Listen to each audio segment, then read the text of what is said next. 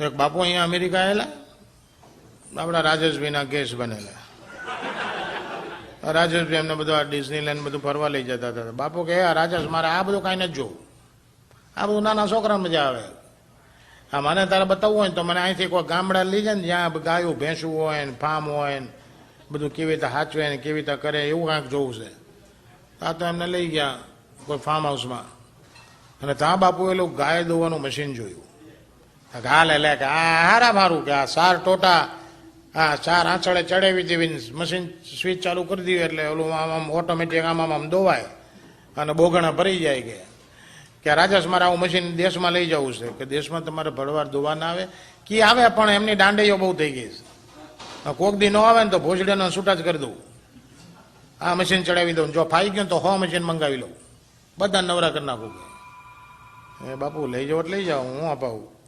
તો હમણાં $1000 મશીન બાપુને ગિફ્ટ આપ્યું. બાપુ તો મશીન લઈને ગયા.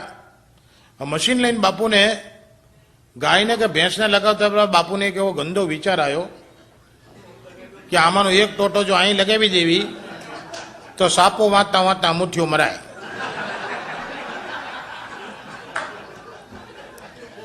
એટલે એક ટોટો અહીં લગાવીને ફૂલ છાપ છાપુલીને બાપુ બેસી ગયા. મશીન ચાલુ થઈ ગયું.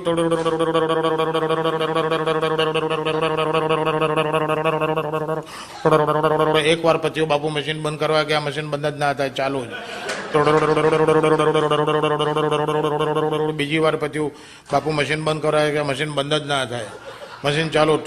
ત્રીજી વારમાં તો બાપુને ભેંસ પરસ્યો વળી ગયો, મોઢામાંથી ફીણ નીકળવા માંડ્યા, રાતા પીળા થાય ને રાડું નાખે કે આ ભોસડીનું બંધ નતું હતું, કોઈ બચાવો બાપલા, કોઈ બચાવો મરાણા.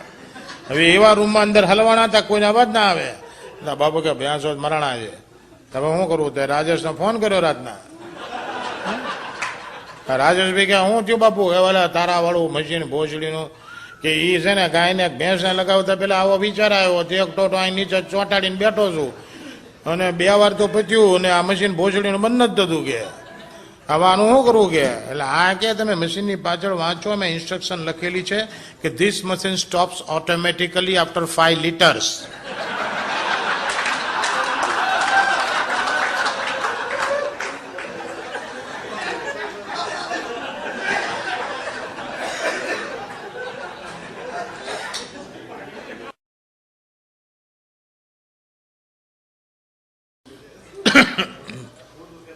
દુખે છે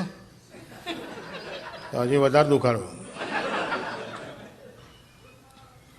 એક વાર આવતું જ અરે